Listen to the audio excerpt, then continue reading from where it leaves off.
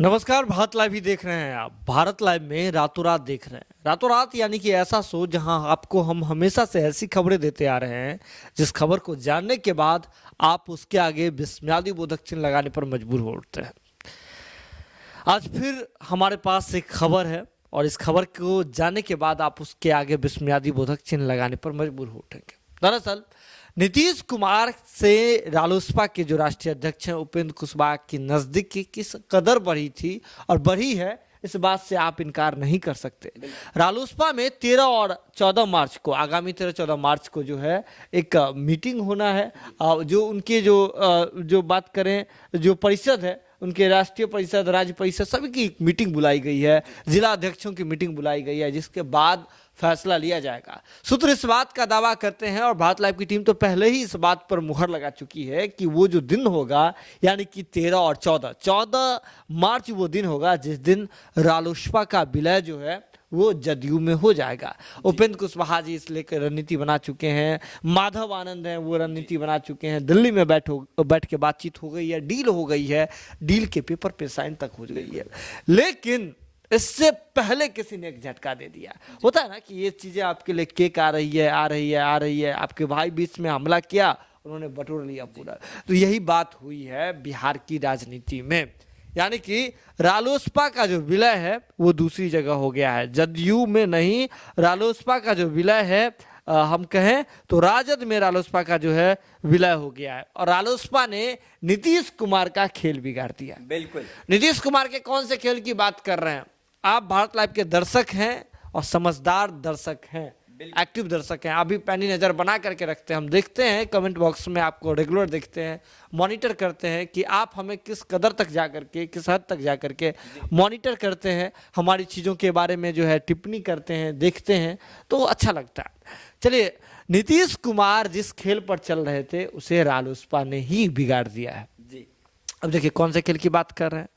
दरअसल नीतीश कुमार रालोसपा का जो वोट बैंक है, हम बात करें कुशवाहा समाज के वोट बैंक की, उसको लेकर के लगातार चिंतित दिख रहे हैं। और समीकरण की आप बात बिल्कुल कर रहे बिल्कुल वो नीतीश कुमार चाह रहे हैं कि जो लवकुश रैली हुई थी उससे फिर से दोहराया जाए और बिहार में नीतीश कुमार जो राजनीतिक जमीन खोते हुए जा रहे थे, लगातार आपने देखा चुनाव परिणाम के बाद देखा कि नीतीश कुमार ने किस तरह से अपनी राजनीतिक जमीन पर अपनी पकड़ जो है ढीली कर दी थी, उसे वापस पाना चाहते हैं। और जब होता है क्या ना कि जब आपको झटका लगे, एक बार जब आपका हाथ पक जाता है किसी आग से, उसके बाद आप जो है बहुत सचेत हो जाते हैं। तो नीतीश कुमार सचेत हो गए हैं और फूक फूक करके कदम रख रहे थे और इसी रणनीति का हिस्सा था कि रालोसपा का जो विलय है वो जदयू में करा लिया जाए, मंत्री बना दिया जाए और राष्ट्रीय उपाध्यक्ष बना दिया जाए, रालोसपा के अध्यक्ष को, उनकी पत्नी को मंत्री बना दिया जाए। लेकिन विलय करा करके एक स्पष्ट संदेश देना कि कुर्मी कुशवाहा, लव कुश का वोट बैंक जो है एक जगह है और इसे नीतीश कुमार अपने खाते में रखे हुए हैं, यानी कि नीतीश कुमार के पास इस बैंक की, इस धन का जो है पोटली है। बिल्कुल। और सुमन जी, जो बात कर रहे हैं बिहार विधानसभा चुनाव की, तो 45 से 43 सीटें जो नीतीश कुमार की पार्टी को आया है, कहीं ना कहीं लव कुश समीकरण साधने के फिराक में जब वो नहीं साध पाए, इसी कारण के झटका उनको 43 सीटों पे ला दे। तो कहा जा रहा है कि जिस तरह से कि लव कुश समीकरण साधने में नाकाम रहे, अब वो चाहते हैं नीतीश कुमार कि उपेंद्र कुशवाहा को अपनी पार्टी में शामिल करा करके लव कुश समीकरण को साधा जाए। लेकिन अब वो लव कुश समीकरण को साधेंगे कैसे, क्योंकि उपेंद्र कुशवाहा सिर्फ तो अकेले जा रहे हैं जी।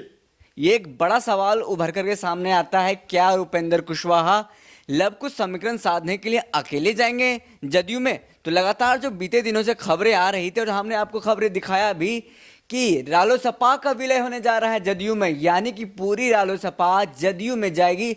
लेकिन आज तक जो खबर आई है, हमने आपको दिखाया कि सिर्फ और सिर्फ रालोसपा में उपेंद्र कुशवाहा नहीं, और भी तमाम पार्टियां हैं, लेकिन तमाम जो लोग हैं वो बाहर निकल रहे हैं। आज बहुत सारे लोग, प्रदेश अध्यक्ष की बात करें, वो भी निकल करके राजद में चले गए और बीते दिनों कई 41 नेता हैं जो कि रालोसपा छोड़ चुके हैं। तो एक बड़ा सवाल है कि क्या रालोसपा उपेंद्र कुशवाहा ही है या फिर उपेंद्र कुशवाहा ही खुद जा रहे हैं जी, जदयू इन में। इन सब तमाम जो विशाल की जो सवाल हैं हम उस पे तो आएंगे, लेकिन देखिए जो बात नीतीश कुमार चाह रहे थे कि लव कुश को एक कर लिया जाए, रालोसपा का विलय करा लिया जाए, और इसे ही जो है भाजपा नहीं चाह रही थी, क्योंकि नीतीश कुमार अगर मजबूत हो जाएंगे तो जिस तरह अगर 43 सीट आने के बावजूद नीतीश कुमार छोटे भाई की भूमिका में होने के बावजूद हमेशा अपना प्रभाव दिखाते हैं भाजपा के ऊपर, और उसके बाद जब उनके पास एक बड़ा वोट बैंक हो जाएगा नीतीश कुमार के पास, तो फिर वो भाजपा पे हमेशा ओवर रूल करने की कोशिश करेंगे, जो भाजपा नहीं चाहती है। भाजपा उससे कन्नी कटवाना चाहती है। अभी आपने चुनाव की बात याद दिलाई, आपने कहा विशाल की चुनाव के दौरान हमने देखा कि उलटपुश समीकरण वाला जो वोट बैंक है नीतीश कुमार नहीं बटोर पाए थे, निश्चित तौर पर नहीं बटोर पाए थे। तभी तो पूरे महागठबंधन में देखिए तो 9 जो कुशवाहा समुदाय के आने वाले विधायक जो हैं महागठबंधन में हैं। तो यानी कि जिस राजद के बारे में, जिस महागठबंधन के बारे में कहा जा रहा था, खासकर राजद के बारे में कहा जाता है कि वो एमवाय समीकरण पर सिर्फ काम करती है, उसमें अपनी पकड़ बनाई हुई है, तो उन्होंने एमवाय समीकरण को तो कोई तोड़ नहीं पाया तेजस्वी यादव को जी। लेकिन तेजस्वी यादव ने नीतीश कुमार के जो महत्वाकांक्षी समीकरण है, उपेंद्र कुशवाहा का समीकरण है, लव कुश समीकरण, उसे तो तोड़ लिया, उसे तोड़ करके अपने में तो शामिल करा लिया था। पहले उन्होंने चुनाव के दौरान ही उससे जो तोड़ करके उस वोट बैंक को तो बटोरने में कामिल हुई, जो है वोट सक्षम हो पाई थी तेजस्वी यादव की पार्टी, हम बात कर रहे हैं राजद की। लेकिन भाजपा इन तमाम बातों को नहीं चाहती थी। अब देखिए जब गुप्त तरीके से मुलाकात हो रही थी, उपेंद्र कुशवाहा नीतीश कुमार की नजदीकियां बढ़ रही थी, तो एक बात तो जहन में जरूर आपको भी डाल लेनी चाहिए कि जब भी कोई पार्टी होती है, पार्टी बनती है तो कार्यकर्ताओं से बनती है, बहुत सारे लोगों से बनती है। लेकिन उपेंद्र कुशवाहा को तो गिफ्ट मिल रहा था।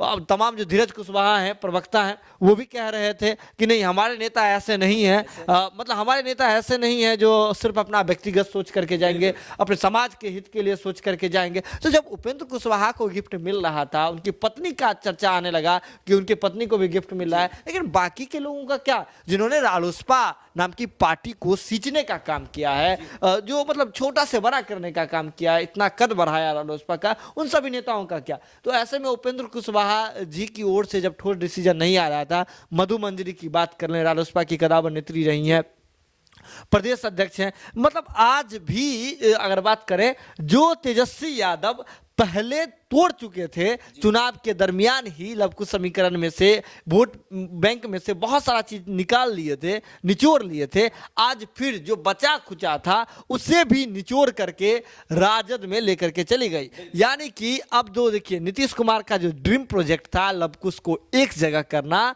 उसे तेजस्वी यादव ने चकनाचूर कर दिया और रालोसपा ने नीतीश कुमार का खेल बिगाड़ दिया। अब चल देते हैं नीतीश कुमार का खेल बिगड़ा तो किस हद तक बिगड़ा और नीतीश कुमार पर इसका कितना असर पड़ रहेगा। आपको बता दें कि बिहार विधानसभा चुनाव 2020 के जो परिणाम आए थे 10 नवंबर को, उसके बाद नीतीश कुमार तीसरे नंबर की, उनकी जो पार्टी है जदयू, वो तीसरे नंबर की पार्टी बन गई थी, 43 सीटों पर जाकर के सिमट गई थी। इसके बाद नीतीश कुमार जैसे तैसे जोड़ तोड़ मोड़ की राजनीति करते हुए भाजपा के साथ रहते रहते वो सीखे हैं, अच्छी खासी जो है अच्छे खासे समय में, कम समय में जो है उन्होंने बड़ी बातें सीखी है, तोड़ मरोड़ करके उन्होंने उसमें संख्या में इजाफा किया और अंततः 45 सीट पर अभी जदयू है। 43 जीत करके आए थे, 2 को उन्होंने अपनी पार्टी में शामिल करवा लिया, 2 विधायकों को ही अपने पार्टी में शामिल करा लिया।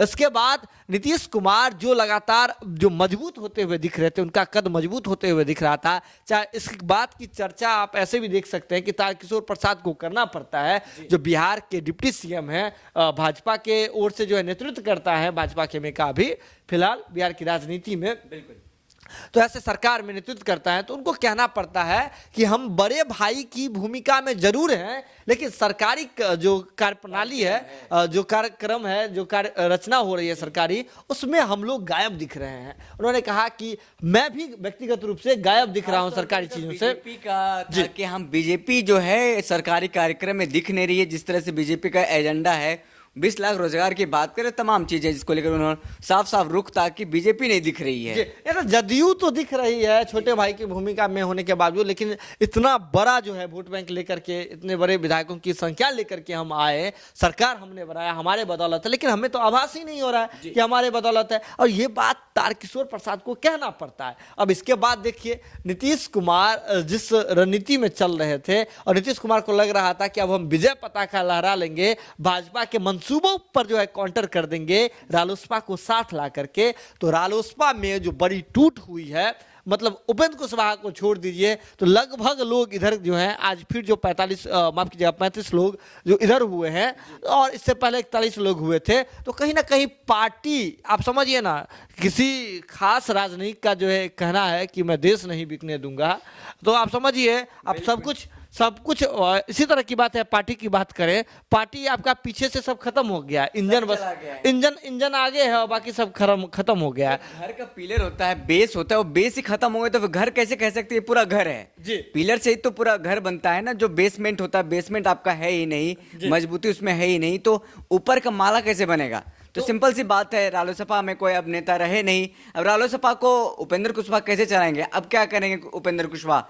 एक ही मात्र रास्ता है, खुद ही जाएंगे जदयू में। जी, अब देखिए बड़ी बात यह है कि कहीं ना कहीं रालोसपा ने नीतीश कुमार का जो प्लान था भाजपा पे अपना प्रभाव बनाए रखने का, लवकुश समीकरण को साध करके रखने का और अपना छवि को और मजबूती प्रदान करने का, तो इससे सबसे बड़ा झटका लगा है नीतीश कुमार के इस प्लान को रालोसपा के एक्शन से। तो रालोसपा ने कहीं ना कहीं नीतीश कुमार के प्लान की जो है धज्जियां उड़ा दी, नीतीश कुमार के सपनों को चकनाचूर कर दिया। अब हम आपको बता दें कि रालोसपा में जैसे आप उपेंद्र कुशवाहा पे अब अगर विलय होती भी है, ये तो भविष्य की बात हो गई, अब जो 14 तारीख को क्या होता है, लेकिन अगर विलय होती भी है तो एक बड़ा सवाल है कि क्या उपेंद्र कुशवाहा, इकलौते उपेंद्र कुशवाहा के चेहरे में उतनी उनकी छवि में उतना जो है ताकत है, क्या उतना जो है उनका ओहदा जो है इतना बड़ा है कि वो कुशवाहा का जो पूरा बिहार में जो कुशवाहा समुदाय का जो वोट बैंक है उसे नीतीश कुमार यानी कि उनकी पार्टी जदयू में ट्रांसफर करवा पाएंगे?